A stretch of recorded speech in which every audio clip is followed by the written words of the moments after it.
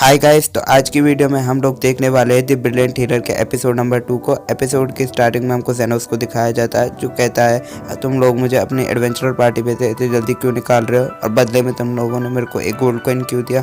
तो उसकी पार्टी के लोग कहते हैं कि तुम्हारी कीमत सिर्फ एक गोल्ड कॉइन के बराबर है। यहाँ पर जेनोस कहता है कि तुमने मेरे को सच में एक गोल्ड कॉइन के बराबर समझा है। तो यहाँ पर उसकी पार्टी के लीडर कहता है कि हाँ, हमने तुम्हें सिर्फ एक गोल्ड कॉइन के बराबर ही समझा है। तो यहाँ पर जेनोस बताने लगता है कि वो जब गलियों में अकेला भटकता रहता था, तो उसका पार्टी का लीडर जब उसके पास आया और उसे कहता है कि तुम मेरी पार्टी को ज्वाइन कर सकते हो, तो यहाँ पर वो हंसने लगता है कि वो सारी पुरानी बातें हैं और वैसे भी हमने तुम्हें इसलिए ज्वाइन कराया था ताकि तुम हमारी पार्टी की मदद कर सको और हमारी हीलिंग में काफ़ी ज़्यादा मदद करो।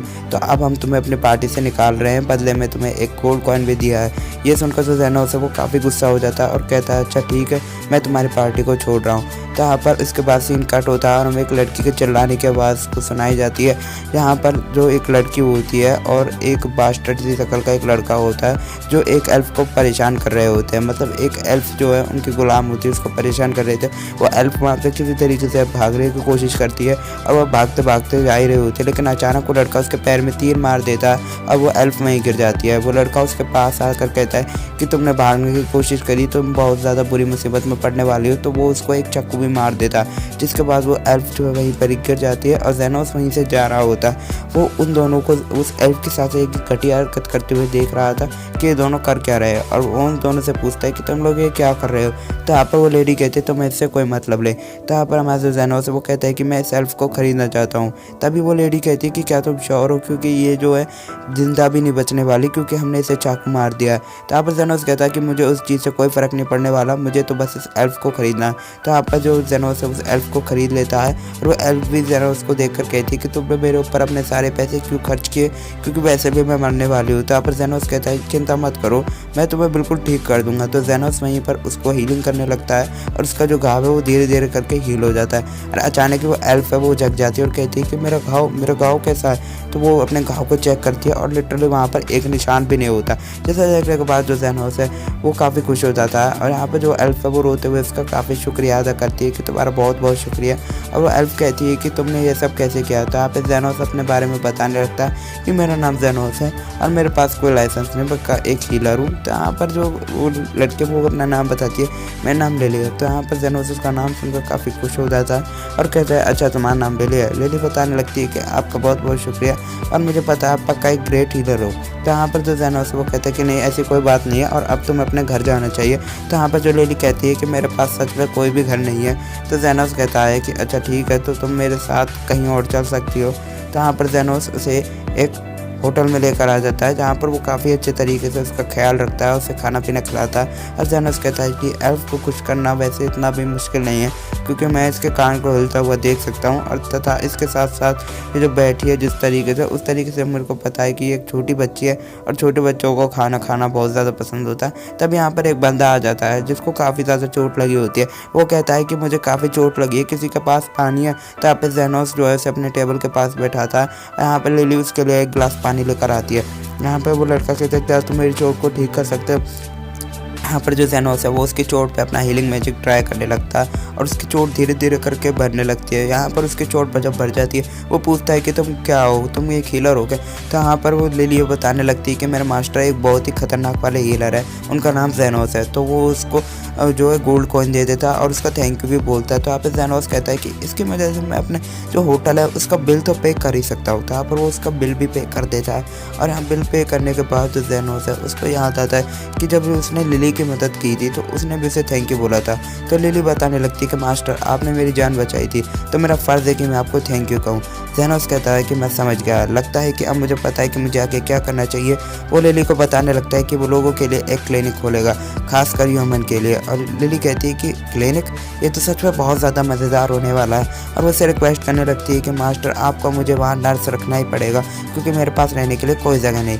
अगर आप मुझे नहीं रखोगे तो मैं आपको बहुत बुरी तरीके से चढ़ाऊँगी। यहाँ पर जो जेनोस है वो कहता है कि तुम अपनी बचपनी हरकतें कब बंद करोगी? वो कहता है अच्छा ठीक है, चलो मैं तुम्हें अपने क्लिनिक पे रख लूँगा और इसके लिए तुम्हें थोड़ा काम भी करना पड़ेगा। तो यहाँ पर वो कहती है मैं काम करने के लिए तैयार हूँ। तो इसके बाद जो जेनोस और लिलिया वो अपने क्लिनिक की तलाश के लिए एक दूर दराज आते हैं, जहाँ पर वो एक अबेंडन बिल्डिंगों को देखते हैं और एक भी बिल्डिंग उनको समझ नहीं आती। लेकिन तब यहाँ पे जो एक बिल्डिंग के आगे आकर यहाँ पे जो लिलिया वो काफ़ी डरने लगती है। वो कहते हैं मास्टर मुझे काफ़ी ज़्यादा डर लग रहा है। और जेनोस कहता है कि तुम इतना डर क्यों रही हो, क्या सच में तुम्हें इतना ज़्यादा डर लगता है? तो यहाँ पे लिली बताने लगती है कि नहीं मास्टर मेरे को इतना डर नहीं लगता, लेकिन यहाँ पर जो उस बिल्डिंग के आगे हम खड़े हैं ये काफ़ी ज़्यादा खतरनाक है। मैंने सुना है कि इसके अंदर भूत भी रहते हैं और वो भूत इंसानों की तरह दिखते हैं, लेकिन वो अचानक ही उनकी गर्दन को पकड़ते हैं और उन्हें मार देते हैं और उनके हाथ पाँव को खींच कर ले जाते हैं। मुझे सच में बहुत ज़्यादा डर लग रहा है मास्टर। लेकिन इसकी बातों का जेनोस पर कुछ घंटा फ़र्क नहीं पड़ता और वो उसके अंदर आ जाता है। यहाँ पर जो लिली है वो अपने जो लाइट की रोशनी है उस मैजिक का यूज़ करके जेनोस को रास्ता दिखाती है और जेनोस भी उस घर की हालत को देखता है, जो दिखने में काफ़ी ज़्यादा अच्छी होती है क्योंकि इसकी जो कंडीशन है वो बहुत ही ज़्यादा अच्छी थी लगभग और घरों के मुकाबले। यहाँ जेनोस कहता है कि लगता है यहाँ पर हमारा काम ज़रूर से बन जाएगा और हम लोगों को ज़्यादा दूर भटकना नहीं पड़ेगा। लेकिन तब यहाँ पर जो है एक आवाज़ आती है जिसके कारण जो हमारी लेडी है वो बहुत ज़्यादा डर जाती है। कहती है मास्टर शायद मेरे पीछे कोई था। तो यहाँ पर वो हमें फर्स्ट टाइम कार्मेला को दिखाया जाता है और कार्मेला उन दोनों को देखकर कहती है कि तुम दोनों मेरे घर में क्या कर रहे हो, तुम्हारा यहाँ पर क्या काम है? एल्फ देखकर काफ़ी ज़्यादा डर रही थी और यहाँ पर तभी जो हमारा जेनोस है वो उससे कहता है कि हमें सॉरी माफ़ कर देना, हम तुम्हारे घर में आए लेकिन हमें रहने के लिए एक कमरा चाहिए। तो यहाँ पर जो कार्मेला वो उन्हें साफ साफ मना कर देती है और जेनोस के ऊपर हमला करती है, लेकिन जेनोस अपनी स्टील से उस कार्मेला को बहुत बुरी तरीके से पीछे फेंक देता है और कार्मेला जो है धीरे धीरे करके गायब होने लगती है। तो यहाँ पर जेनोस बताने लगता है कि जब वो एडवेंचरर पार्टी के अंदर था तो उसके पार्टी वाले इतने हरामी थे कि उन लोगों ने उसे अकेले डंजन में भेज दिया जहाँ पर ऐसी काफ़ी सारी जो स्पिरिट हुआ करती थी। इसलिए जेनोस को स्पिरिट से लड़ने का काफ़ी ज़्यादा एक्सपीरियंस है और वो कार्मेला से फिर दोबारा कहता है कि क्या तुम हमें एक रूम दे सकती हो क्योंकि हम लोग काफ़ी दूर से आए हैं। तो यहाँ पर कार्मेला कहती है कि तुम लोग कितने बेशर्म हो, तुम्हें पता है कि मैं तुम्हें मना करूँगी लेकिन फिर भी। तो यहाँ पर वो फिर से जेनोस के ऊपर अटैक करने वाली होती है लेकिन जेनोस उसे फिर से हरा देता। तो यहाँ पर कार्मेला कहती है लगता है मुझे तुम्हें तुम्हारी औकात दिखानी पड़ेगी। तो यहाँ पर वो अपने स्पिरिट्स को बुलाने लगती है। स्पिरिट्स को बुलाने के बाद जो जेनोस है वो कहता है कि लड़कियां कितनी अनोंग होती है, चाहे वो भूत हो चाहे इंसान हो। तो यहाँ पर जो जेनोस है वो अपना हाई हील का यूज़ करने लगता है जिसकी वजह से सारी स्पिरिट्स है वो वहाँ से गायब हो जाती है। यहाँ पे कार्मेला उसे देखकर कहती है कि तुमने मेरे स्पिरिट्स को कैसे हरा दिया? तो यहाँ पे जेनोस कहता है कि सिर्फ तुम हमें ये नीचे वाली जगह दे दो ताकि हमें क्लिनिक खोल सके। तो वो कहती है ठीक है मैं तुम्हें फर्स्ट फ्लोर दे रही हूँ लेकिन ऊपर बिल्कुल मत आना। यहाँ पर जो एल्फ होती है उसने जो है एक मेड की ड्रेस पहनी हुई थी और जो हमारा जेनोस है वो भी उसे देखकर कहता है कि लिली तो सच में तुम बहुत ज़्यादा सुंदर लग रही हो। लिली कहती है कि मास्टर हमें किसी भी तरीके से अपने क्लिनिक में लोगों को लाना होगा। इस बात को सुनकर जो जेनोस है वो भी सोचने लगता है कि किसी तरीके से लोगों की नज़रों में हमें हमारे क्लिनिक को काफ़ी ऊपर लाना पड़ेगा। लेकिन तभी यहाँ पर उनका जो पहला कस्टमर है वो आ जाता है और ये वही आदमी होता है जिसकी रात को जेनोस ने मदद की होती है। जेनोस कहता है कि ज़रूर तुम्हें कुछ ना कुछ जोल है क्योंकि तुम मेरे पास आए हो। तो यहाँ पर वो आदमी कहता है कि नहीं मैं अपने लिए नहीं आया हूँ, मैं अपनी बहन को लेकर आया हूँ क्योंकि मेरी बहन का नाम जोफिया और उसे कोई भी हीलर ढंग से ठीक नहीं कर पा रहा है। तो यहाँ पर जेनोस उसकी चोट देखता है जिसके हाथ में काफ़ी बड़ा घाव होता है। तो यहाँ पर जेनोस से बात करके कहता है कि तुम किसी भी आम हीलर के पास जाकर अपने पॉइजन को क्यों नहीं निकलवा देती, और मुझे पता है कि वो तुम्हारे पॉइजन को काफ़ी ईजिली निकाल लेगा। लेकिन जोफिया बताती है तुम बिल्कुल गलत हो क्योंकि किसी भी हीलर के पास ये शक्ति नहीं कि वो मेरे हाथ को ठीक कर दे। बदले में वो उससे कहती है तुम्हें मेरी मदद करनी होगी। तो यहाँ पर जेनोस से कहता है कि मैं तुम्हारी मदद कर दूंगा लेकिन मुझे इसके बदले में काफ़ी सारे पैसे चाहिए। और जेनोस काफ़ी गुस्से में होता है और बताने लगता है कि वही लोग हैं जो लोगों की मदद करते हैं और ये उन 3 मेंबरों की पार्टी में से एक है जो 3 लड़कियां एक ग्रुप को चलाती है। तो आप जोफिया कहने लगती है कि मैं तुम्हारी बातों को ज़रूर मानूंगी लेकिन तुम्हें मुझे ठीक करना होगा। जेनोस कहता है इसके लिए हमें एक सर्जरी करनी होगी जिस सर्जरी का अंदर मैं तुम्हारा हाथ काटूंगा, उसके बाद मैं तुम्हारे उसी जगह से एक नया हाथ उगाऊंगा जिसके बाद तुम ठीक हो जाओगी। तो यहाँ पर जो जोफिया वो काफ़ी ज़्यादा डरने लगती है और कहती है तुम पक्का ठीक तो कर दोगे ना? तो जेनोस कहता है कि हाँ मैं पक्का तुम्हें ठीक कर दूंगा।